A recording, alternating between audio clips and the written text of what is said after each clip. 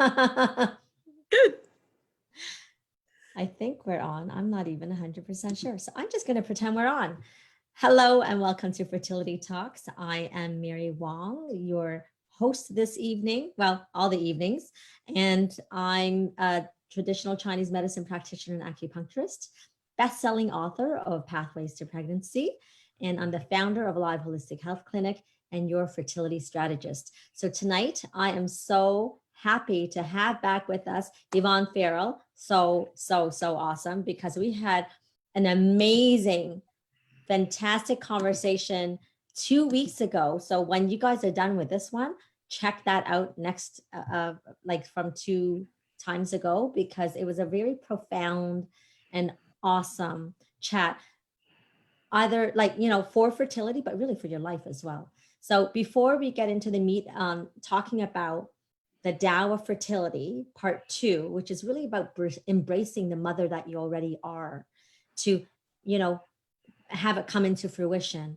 I want to introduce Yvonne more formally. So Yvonne Farrell is a licensed acupuncturist, doctor of acupuncture and oriental medicine, and she's been practicing for over 23 years. She's a practitioner, educator, author who specializes in the treatment of stress-related illness and trauma.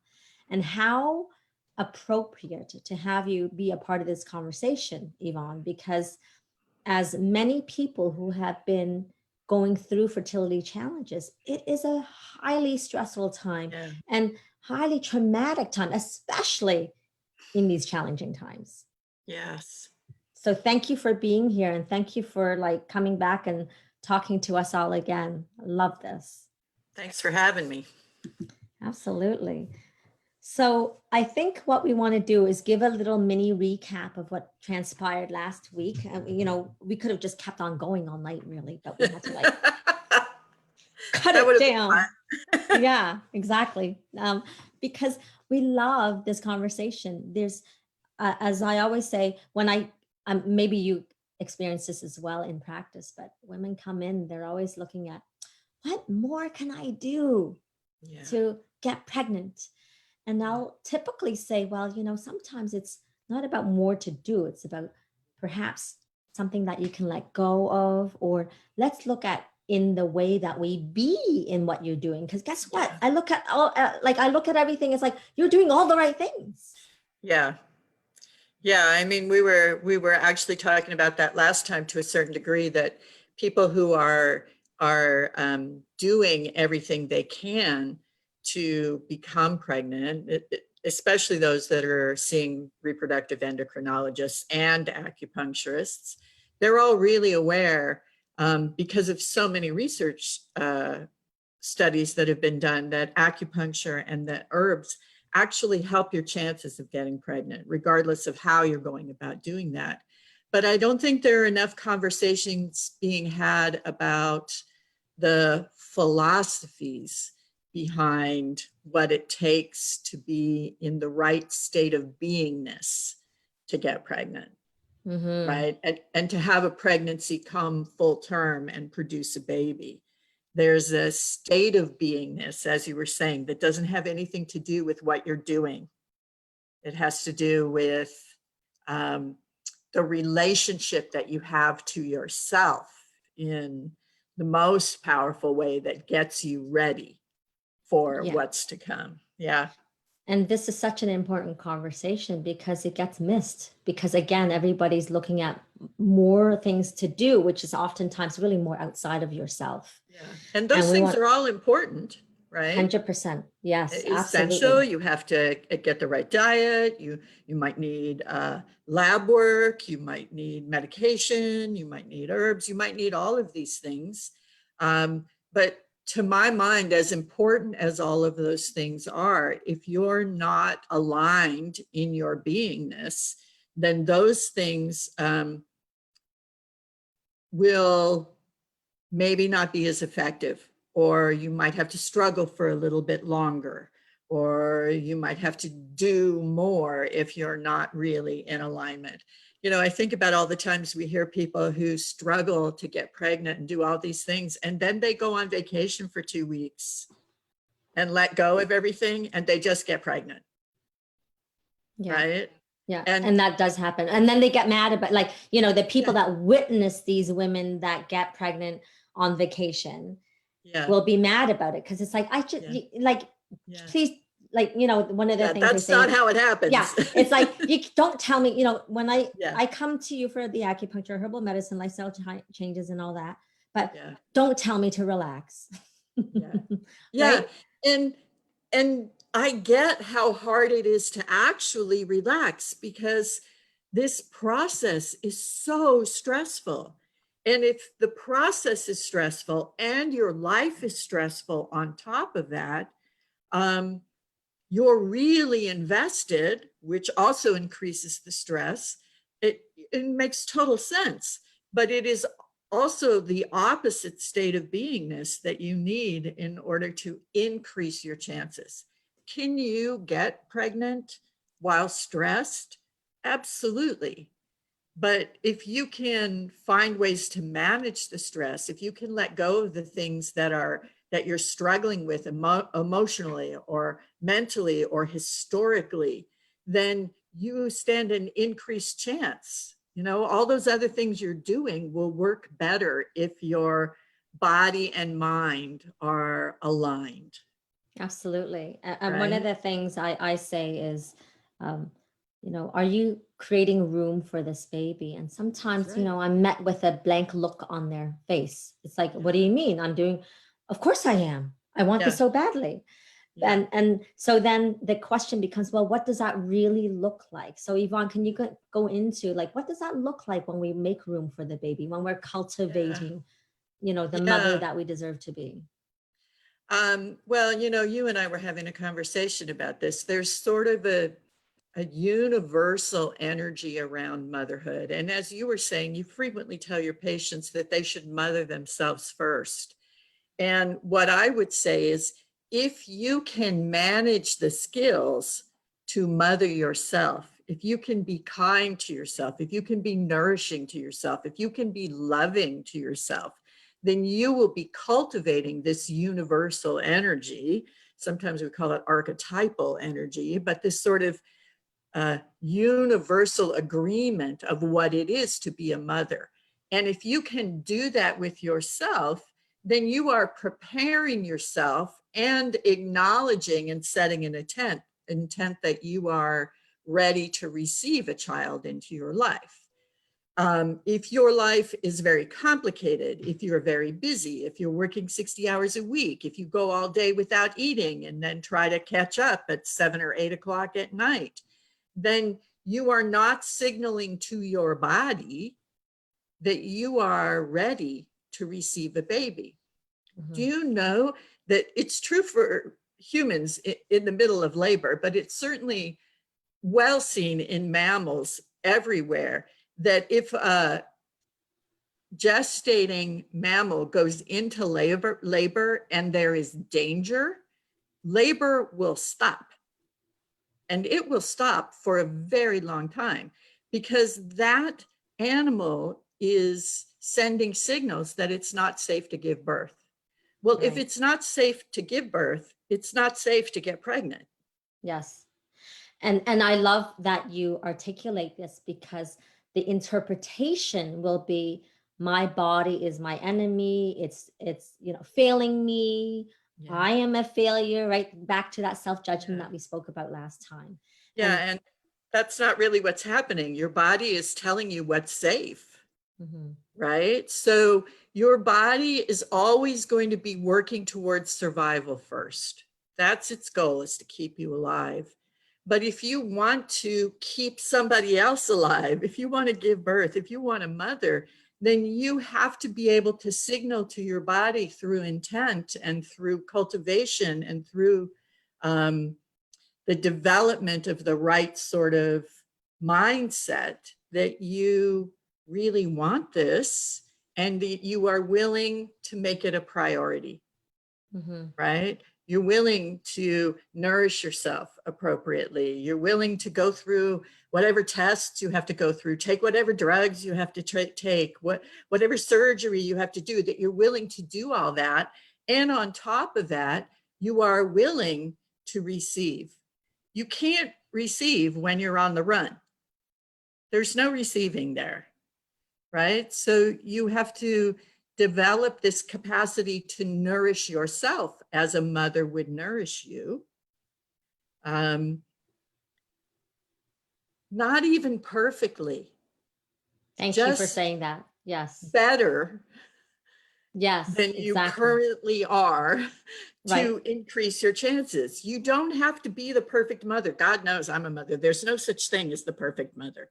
There's no such thing as the perfect pregnancy. There's no such thing as the perfect delivery. None of these things are perfect. Yeah. But we can always do something that gets us a little better aligned than we currently are. Yes. And it's so well put, because again, I'm always sensitive to how people receive what we are speaking to. Yeah. And especially with a triple type A is what I call them, or the Yeah. perfectionists out there, because then they'll interpret this and say, oh, I need to be that perfect future mother. I need to have that perfect life, right? That's conducive and that's to where this. That's where I think we talk about that that Buddhist principle of Maitri, right? Maitri. I'm not even sure I'm pronouncing it right, but Pema Chodron was the person who introduced me to that concept. And that is a concept where you actively pursue a friendlier relationship with yourself, which means you actively pursue non-judgment. You actively pursue compassion for yourself, um, openness with yourself, a willing to be in it with yourself in a way that is kind, is friendly. Right. So it is great intellectually to hear this, and I'll get a lot of this. Yeah. And then how do you actually do this? What does it physically look like in action? Yeah. At home? Well, I mean, I think once you commit yourself to actually doing something like that, then you just have to watch all the ways that you're not kind to yourself. Okay, so one way then I'll add in, if you don't mind me cutting in, because I'm a really strategic person, hence strategic coaching. And so how do you catch yourself? Well, I often give people an exercise. So it's like, okay, maybe you want to like put it on your cell phone and like actually set an alarm and do a self check-in. Have I been kind to myself? How am I speaking to myself? And literally do that exercise.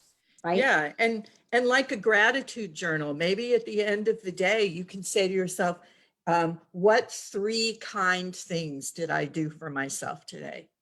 Right. Right. Very good. Yeah. Yeah.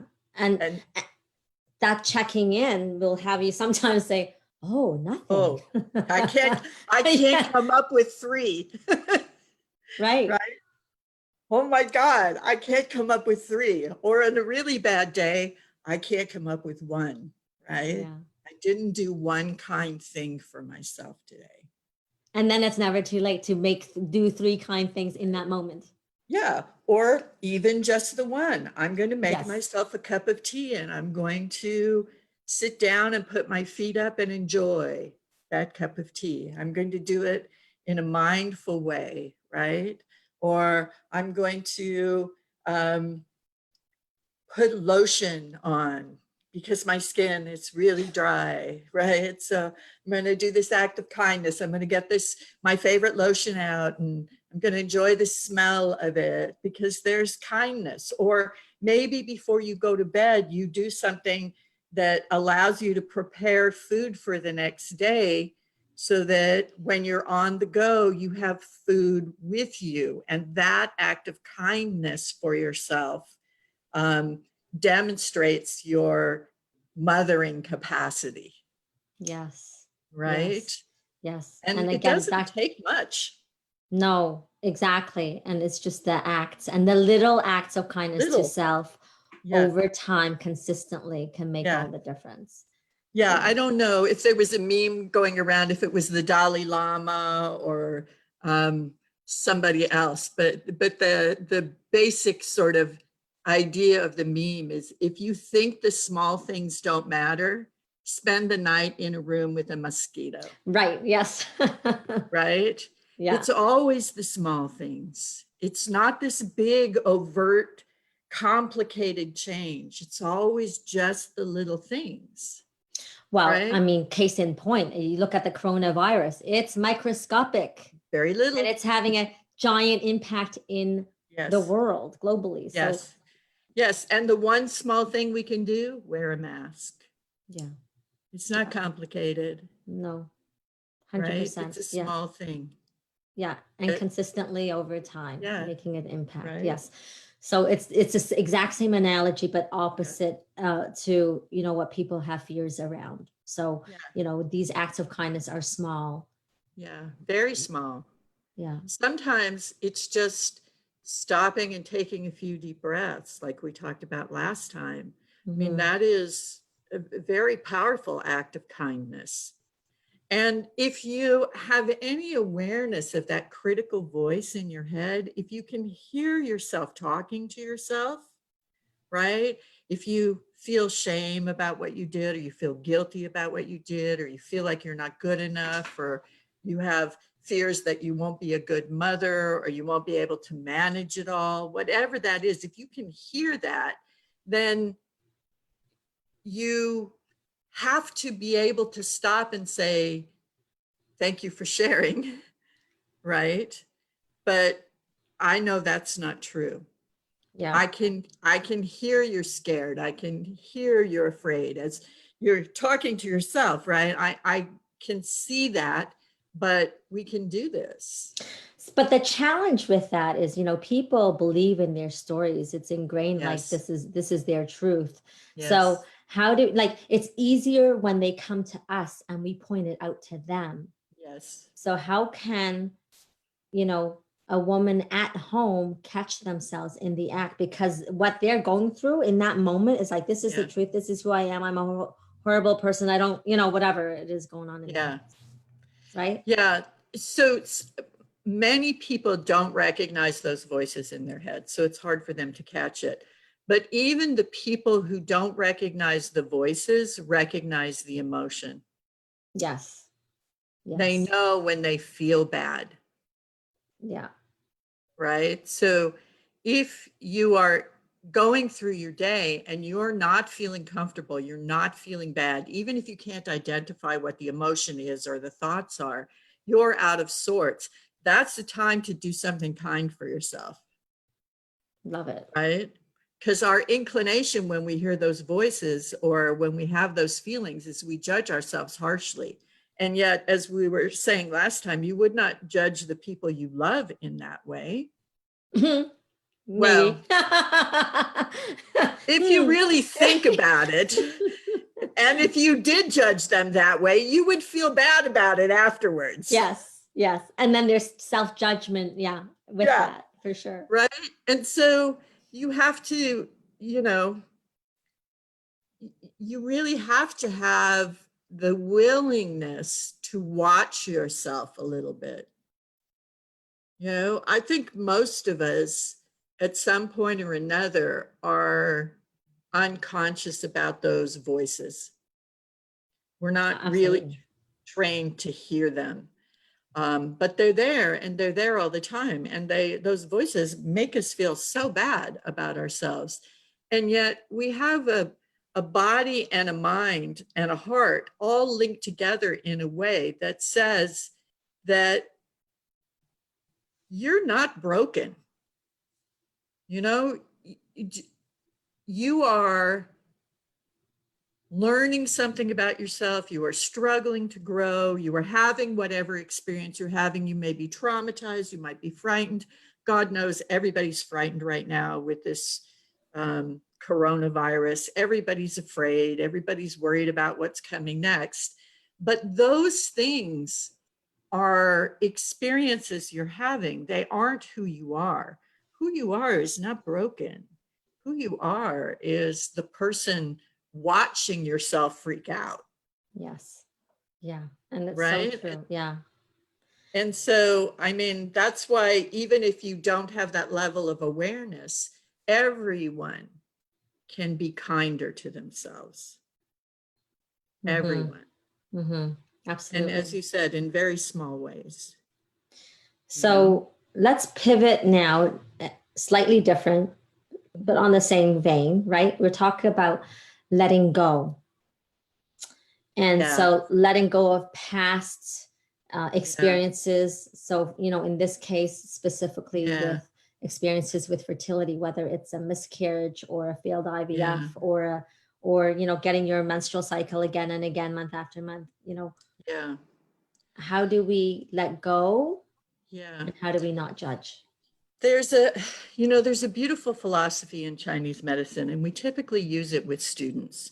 And that philosophy is imagine if you have a cup, and if you want to receive something, right, and your cup is full, then whatever it is that's coming into the cup spills over and you don't get any benefit from it. It leaks everywhere.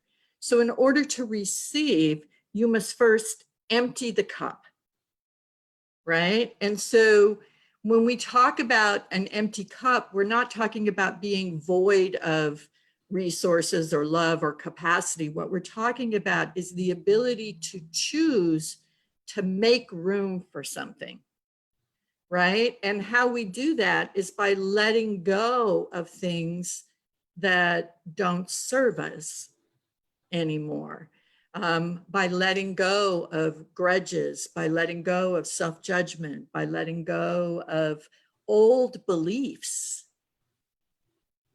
that tell us lies about ourselves. Like we may have it in our heads that we're not worthy, right? You can let that go as simply as breathing it out, right? And, Rendine Lewis talks about this particular kind of breath that you do where you exhale and you exhale to the point where there's no air left. Like you literally are forcing every ounce of air out of your lungs that you can possibly force out, right? So that is ultimately an expression of completely letting go, because the minute you empty the lungs, there's room for fresh air to come in, right? And Yeah. so let's say you had a miscarriage or two miscarriages, or you had a failed IVF attempt, and that is taking up a lot of space in your heart. When that takes up a lot of space in your heart, your cup is full. It's hard for something new to come in. And so you can literally let go of the hold that has on you. You can't take away your history. Your history is your history. It happened. It's sad. It's scary, but you don't have to let it occupy the space in your heart. You can look at it as a hurtful thing, right? Something to grieve over, some profound sense of loss with that. But if you're not willing to let go of that loss, how will you make room for a baby to come in? And that doesn't take years of therapy, although therapy can be very helpful, right? It's an idea of using your own spirit to consciously intend to let go. So that can be as simple as just saying, okay, I'm breathing in, making myself open to whatever's coming next. And then I am letting go of that which no longer serves me. I'm letting go, I'm letting go, I'm letting go, I'm letting go until I can't let go anymore. Now I have room for something to come in. Because when we're holding on to traumas, when we're holding on to history, when we're holding on to old beliefs that don't serve us anymore, there's no room. There's no room. So I want to add to that as well. And it's so eloquently put, Yvonne. And so the truth is around that is this may be an exercise and a continuous exercise, because as we let go, it's a process. It's not like, okay, I'm going to let go today and then I'm done. Yeah, it's all done. Yeah. Yeah. No, it's not how it works. If it was, the coronavirus would be over with now. Yeah, that's right. So again, that letting go is a process, and it's an exercise that you can incorporate into your life on a daily basis. Always. Small ways, exactly. And Yeah. I don't know if you've read this book, and I've mentioned it multiple times with some of my fertility talks, but one of the books I just really resonated with me was the Book of Forgiveness, or Yeah. Forgiving. Do you know that one? Yeah. Yeah, I think it's a powerful book. Yeah. Yeah. Yeah. There are ways in acupuncture to approach that idea of forgiveness. And in Chinese medicine, the organ system that, or the channel that we often go to for that, are the lungs. And this is a profound way of saying that you can exhale and let go. You can forgive. And as you forgive, then you can bring in whatever it is you want to bring in. So forgiveness is one of the most powerful tools you can Mhm. have, right? Yeah. Forgiveness and self-acceptance, to develop that idea that you can forgive yourself for whatever has gone on before, and not just the people around you who you feel have done you wrong, but actually forgive yourself and have some kind feelings or some acceptance about where you're at and who you are, makes you available for more. Yes. And sometimes it's actually even recognizing that you need to forgive yourself because you don't even see that there's something to forgive in yourself, Yeah, yeah. right? Yeah, I mean, even if you weren't trying to get pregnant right now, there probably isn't anybody that couldn't forgive themselves for something right now, Absolutely. right? Every For day. Yeah. mistakes we made, for choices we made, for things we said or things we did, um, things we didn't accomplish. You know, there are reasons to constantly practice self-forgiveness. Hmm. I And really that's not love, about, I'm sorry, go ahead. no, that's okay. I just really want to add, not add, but like I really loved it how you tied back into how in the treatment room we can utilize um, because the acupuncture, because people may think of the process of acupuncture often as a technical thing. Yeah, And yet we know in practice it's profound. It hits on every level. It's not just yeah, physical, it's mental, emotional. And certainly you probably have witnesses. I certainly do. When people will lie down, they go through a treatment and it's not like it hurts. It's just all of a sudden this wave of sadness comes through them and out. It's like this yeah, big dispersal or cleansing of the yeah. emotions. Yeah, it's a venting, it's a release, it's a letting go, right? Mhm. And people often don't even know they're holding on to that. They may be aware of some tension in their body, but they don't know what the tension is necessarily about. And to me, that's one of the gifts of acupuncture, is it will regulate the body, not just physically, but also emotionally, also mentally, also spiritually. It creates the potential for alignment in a way that allows us to let go of trauma without being re-traumatized. Yes. And so sometimes women or people in general, gosh, will say, I don't want to go through therapy. They make me have to go through it all over again, the trauma, and I don't want to go through it. And so Yeah, this is like a really profound way of hitting the yeah, core without being traumatized. If anything, it's just yeah. letting go in a loving way. And I would say that, you know, there's a lot of trauma-based therapy these days. And one of the principles of really good trauma-based therapy is, first, do no harm. Don't re-traumatize your patient. Yes, And so yes. we have that gift built in for us. We have ways of regulating chi and blood flow in the body that allow for release to happen, venting to happen, letting go to happen, making room to Yes. happen without the patient reliving all those uncomfortable things, right? But just making room, cleaning out a few closets, letting go of a few old clothes, so that it's not a traumatic experience, just so that there's more space. Yes. Yeah. And it's a powerful tool for that. It's an incredibly powerful tool for that. Absolutely. And so, again, I have a science-based mind as well, but we know for sure it's much more than just a physicality of the acupuncture. It just hits us at so many different levels. And so if you're those people that actually research and say, oh, acupuncture is good for this. And, one of the things that people know is acupuncture is good for stress relief. So Yeah. what does that look like? Yeah. Right? So this is exactly what we're talking about. Well, we're having lots of conversations these days about psychoneuroimmunology, Yes. right?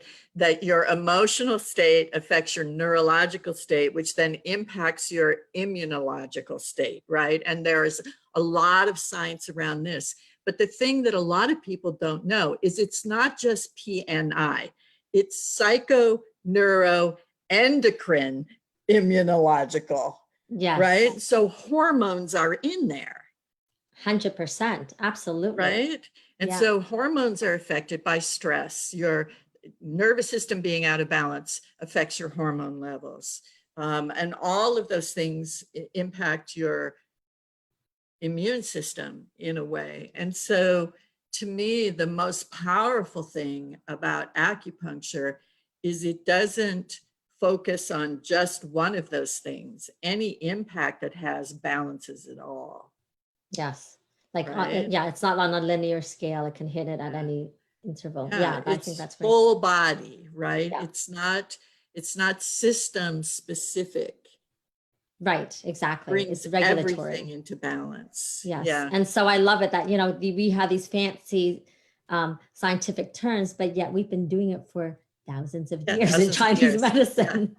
Yeah, there are plenty of times when I read these research papers as they come out, and my expression afterwards is, duh. Yeah. Right. We know that. Yeah. And they call it the new science, right? It's like, it's been around forever.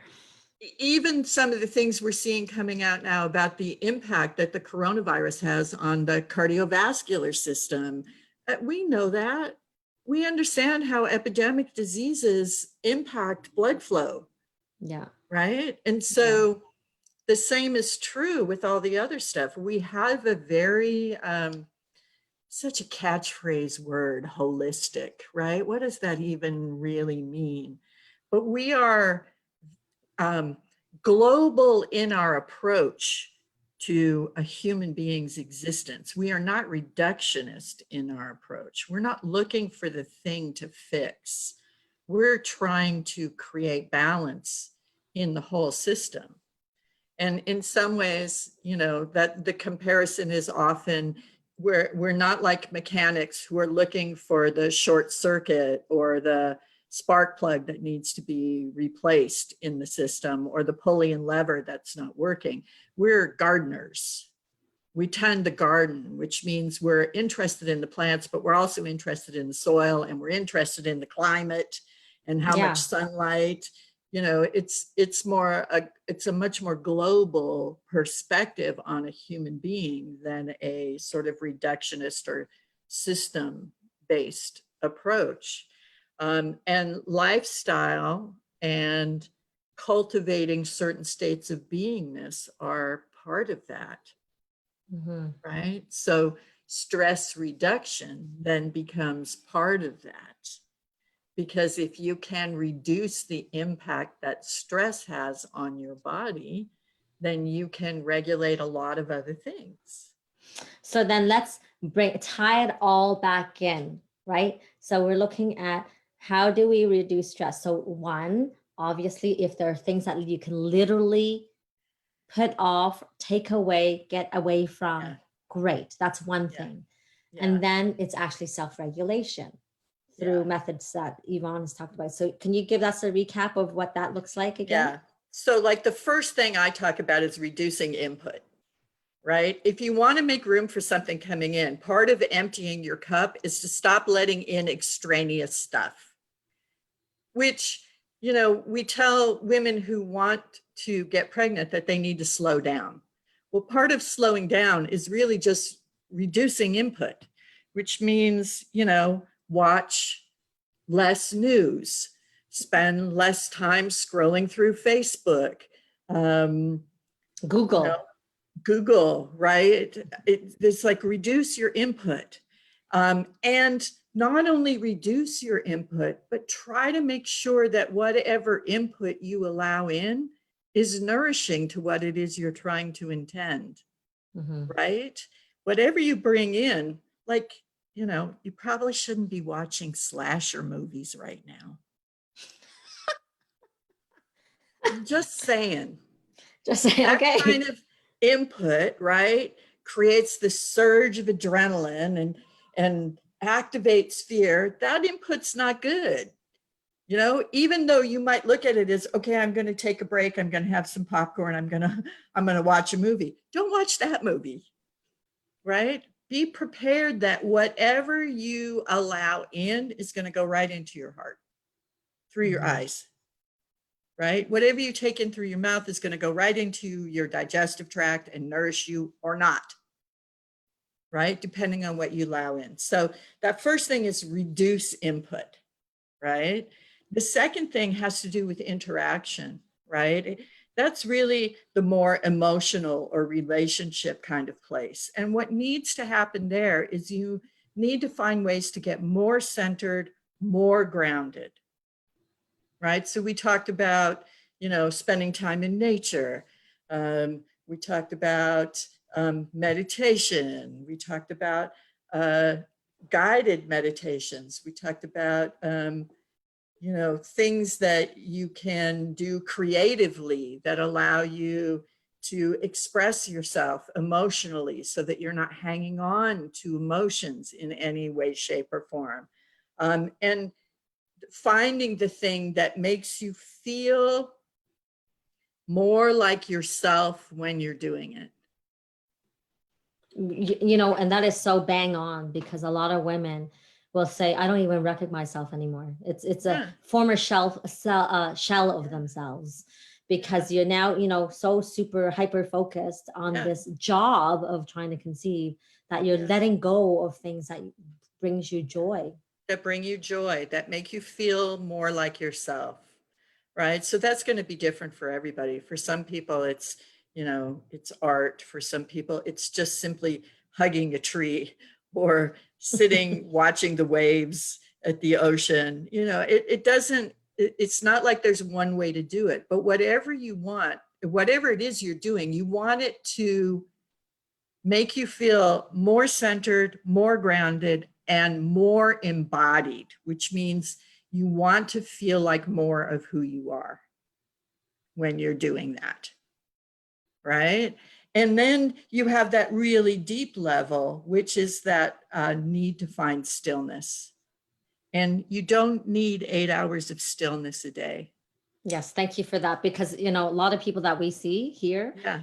it is that triple type A person, and they'll just Yeah. make them crazy. So it's Yeah. not about that. I always say 2 5 minutes. minutes. Yeah, See, 2 minutes. 2 minutes at a time. Let's go. Yeah. You know, I told you last time, I think I often will tell people to just set their alarm on their phone twice a day. And when it goes off, take 3 deep breaths, because if you're really focusing on taking 3 deep breaths, you're going to be still, but you're That's going to right. be still for about 30 seconds. But that is a powerful 30 seconds or a powerful 2 minutes or a powerful 5 minutes. It's not about being static. It's about embracing the sensation that comes with stillness. Yes. Because if you can be still, even for just a small period of time, you can be open to receive. Mm. Yes. Agreed. Right? Yeah. All small things in small ways, and you don't have to do a bunch of them. And in those like 3 levels, you can start with one. Like you could say, okay, this week I'm going to focus on reducing my input. Yes, that's right. Right? Just that. I'm going to find a small way every day to reduce my input. Yeah. Right? And then when you got a sense of what that feels like, maybe the next week you work on being more embodied and centered and grounded. Right? Finding ways to feel like more of who you are. Or I love this. I love this. I just want to add this in before I forget, because I will forget. You know, the input includes what other people say absolutely. and not That's a listening to huge part that. of this Yeah. process. Right. Huge part of this Because there's so process. much judgment and Yeah. people that don't Everybody's get got an it. opinion. Yeah. So that's a huge part of the input piece. And, you know, not, and the forgiveness of self when you just say, I need, enough's enough. Yeah. It's okay not to call someone back if you just can't tolerate it right now. It's Yeah. okay, you know, not to go to an event. Well, these days nobody's going to events, but if Yeah. there was, right, you know, Yeah. it's okay to not go. Yeah. Protect And yourself. not only is it okay, but in choosing not to go, you are treating yourself with kindness. Yes. 2 for 1. There you go. You are mothering yourself. Yes. Right? Yes. Because you're doing what needs to be done so that you can feel whole, so that you can feel comfortable, so that you can feel embodied and safe and ready. Yes. You know? And so, you know, when we're speaking to this, I just want you to get that there is no, you know, you make that decision and then there's no regret and feeling guilty. Yeah. Right? Yeah, because feeling guilty and having regret is not kind. Exactly. It's a harsh judgment of self. And there is never a time when that is useful in this process. It doesn't help. Yeah, absolutely. I mean, I don't think she'll listen to this right now, but I hope I won't get in trouble for this. But this person is currently living in Canada, and the husband wanted to go visit home in another country, but she didn't want to because she doesn't want to show up until she's pregnant. So that's tough. Yeah. There's the self-judgment there, and then there's a fear of other people's judgment. Yeah. Right? Yeah, and that there's no way that that helps. Mm-hmm. You know, it's not useful in the process. It's ingrained, it's indoctrinated. We're trained most of our lives to respond to the needs of others. And women or young girls are indoctrinated in this very early. So it is hard to recognize it as a lack of kindness to self, because we're almost indoctrinated to believe that any action we take just for ourselves is selfish. Yes, that's right. Right? Yeah. And of course, selfishness is a very negative thing. Yes. And we need to put it into a different light and look at self-nourishment, not just being selfish, but it's about self-nourishment. But you can look at it, as you said earlier, as mothering oneself. Mm-hmm. I am taking care of myself so that I have the capacity to give life to another. That's a powerful goal that requires you to take care of yourself. Yeah. Right? Not take care of a bunch of other people so that you can have the baby. Right? To take care of yourself so that you can have the baby. Yeah. And full disclosure, actually, then in terms of mothering oneself, I went through that myself because I am a type A. It's like Al-Anon right now. I'm like, okay, I'm just going to fess up, right? I am that type A person. And when I went through the fertility challenges, I had to greet myself and say, how can I invite life within me if I'm working 6 out of 7 days and I'm working like a gazillion hours and I want to give to my patients. I love them. And yet simultaneously, how much was left for me? Like, you know, I have to say patients fill my cup, but I also need to fill my own cup. Yeah, you right? need to fill your own cup. That needs to be part of it, which means, here, all right. I was raised during the women's revolution, bra burning time, where women could have it all, bring home the bacon, fry it up in the pan, be everything that a man could be, right? I heard over and over again, you can be anything you want, you can have it all. And the truth is, you can. You just can't have it all at the same time. Exactly. 100%. 100%. Yeah. Right? But There's that's a what, time for all of that. yes. Yeah. Or you can have like, if we're looking at percentages, then you can have different percentages at different times. Yeah. Right. So Yeah. when you're wanting to conceive, we're going to have to look at, maybe we need to have less percentage on like trying to be the president of a company. Yeah. And Yeah. right, like those kinds of crazy goals. It's like, maybe we need to Yeah. back off on that right now. Yeah. Yeah. And you don't necessarily have to give it up, but No, you cannot have 100% of everything. that's right. It's just not possible. And so you have to decide really what's important to you and then try to adjust the volume, or as you say, the percentages, to get more balance. And once again, we're not looking for the perfect balance. We're not saying you have to be so yin that you're almost comatose. Right. Exactly. Yeah. Yeah. Very We're good. not We have to saying bring that. that in. Yeah. It's not like give up on life now. No, no, no, no. We're just saying that you have to balance things in a way that they're slanted a little more towards what your primary intention is. What's your most important goal? Then you have to put a little more resources towards that than the other things you're currently putting resources towards. Yes. And sometimes a very small amount of shift in those resources is all it takes. Exactly. Yeah. And then to add to that piece, it's, when we think of that kind of shift, it's not really necessarily giving up. We can actually create an opportunity to do things and pivot things differently, so you can actually still win. Like, for example, for me, like I said, I was working 6 days a week, and it wasn't until I had fertility challenges that I let go of my ego and actually called on and had an associate. Because if I had baby easily, I probably would have gone straight back to work and right? But this was strap that baby on your back. Yeah, that's right. And so instead, I'm like, you know what? This is not working. So let's back off on the hours. And I had to transform my mindset in thinking, let's give someone else an opportunity. Because in my, the former thinking was, who's going to care like I do? Who's going to do the work that I'm doing? But that's ego. So and ego. when I let that go and allowed, and now I have 4 other associates. Yeah. Right. Which is brilliant, right? You found a creative way to have the business, to have your patients, to create something that other people can experience and learn from and be supported by, and you can have a family.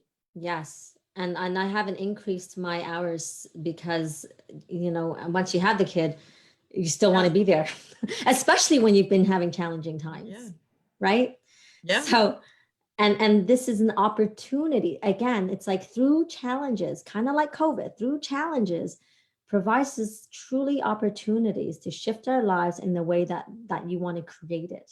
Yeah. Right? It really gives you an opportunity to sit with yourself and think, what is really important to me and how can I shift? Yeah. Right? Yeah. And it's one thing to say, I want to have a baby. It's another thing to put your resources to that intent. Mm-hmm. Right? Yeah. So maybe you want to have a baby if it works out and it's easy. Or maybe you just really want to have a baby. And if you do, then there may be things that you have to do in your life to create more of that balance. Yes. Right? It's lovely. Again, I could talk to you all night about this, and we could share with the world this every single week. But because this conversation, again, it is just so Yeah. it's crucial. It's a crucial piece Yeah. because, again, everyone thinks of the, let's fill in the minutia of the technical stuff, which is, again, important. It's important. Yeah. It is important, but there's a Yeah. missing when this is the only thing we're looking at. Yeah. Yeah. And I like the idea, as you said in the beginning, that then becomes less about doing and more about finding a new way to be. Yeah. Right? Just do less, be more. Right? Be more of yourself. Thank you for saying that. Because otherwise, the interpretation is like, oh, be more, I'm not enough. Right? The automatic go-to is like, Yeah. I'm not enough. Yeah. I But to be suck. more of yourself, Yeah. right? Rather Yes. than more of everyone's expectations or more of, you know, productive in the way that somebody sees productivity, right? You know, having a baby is a very productive thing to do. And it requires you to be in a certain state of mind and a certain Yeah. state of beingness in order for that to happen. Yes. You Yeah. know? So, gosh, thank you for this conversation once again. And I Pleasure. see that we'll do that another time, right? Yeah. And but time. Yes, time to go. Thank you Time to so go. much. Had a Thank wonderful you. time talking with you. Oh gosh, yeah, I could talk to you all the time. We'll just keep talking. Not right now, not right now. Not right Everybody's now. like, I gotta go to bed or I gotta Yeah, work or something, yeah. right? Things So to do, places to things go, to do. people to see. Exactly. So thank you so much, Yvonne. Thank you all Welcome. for watching, and I hope you benefited from this. And so the takeaway is, let's look at being, let's look at mothering yourself, and kindness, self-compassion. Kindness, yeah. Yeah. So tonight, actually next week, I'm going to be speaking to an author, and we're going to talk more about how to be kind to oneself, actually. So that'll be great. It's a great segue to another topic, which is similar. So check it out. Yeah, you can join us, Yvonne. I'll be watching. Yeah. And so that's 8:30 Eastern Standard Time, or Eastern, well, ET right now. And that's Wednesday. And so if you haven't, again, check out our last conversation, which is live post number 170. And of course, there's like 170 videos if you want to do more, you can watch more, but don't do that all at once, please. Right? So there's lots of information for you. So if you like this, please like, please share. And this is going to go on YouTube. So subscribe to YouTube and you can have access to all of that for free. It's Meet Mary Wong, okay, on YouTube. And certainly, again, you can scroll down below to look at more videos. And by the way, I want to let you guys all know that in the next month, I collaborated with 4 other TCM acupuncturists and in North America, and we created what is called the 5-day fertility Kickstarter program, and which includes ways to be, which includes kindness, and then of course your favorite things to do. So we are utilizing acupressure in the form of a patch. It's called acupatching, and it's using light wave technology in the form of a patch that gets placed on acupuncture points. So it'll activate it, and you can do that in the comfort of your own home. And so it's for 5 straight days. And, people have walked away feeling more grounded and a little lighter and stress-free. And, there are things to do that goes along with it. And it's kind of like our coaching alongside. And so, I'll give you more details as it approaches, but, check it out. I think it'll be awesome. And what's really, really great about it, we picked a specific date so that we're doing it together as a group. So there's this support. And we've created a Facebook group. So if you actually join in, you can sign on as a member, and then you can be part of this mentorship program in those 5 days. So I think it'll be amazing. That's great. Sounds fabulous. Thank you. So let's reconvene next week. Oh, one last announcement. My book, Pathways to Pregnancy, the audio version called on Audible and maybe other places, it's now being sold. So I'm really super excited. It is me speaking, narrating. So it's great. So check that out. Congratulations. Thank you so much. Yeah, it's really fun. So thank you again, Yvonne. And thank you all for being here, guys. And we shall see you next Wednesday, 8:30 p.m. Eastern Time. Take care. Mwah. Bye. Bye. Thanks, Yvonne. Good night.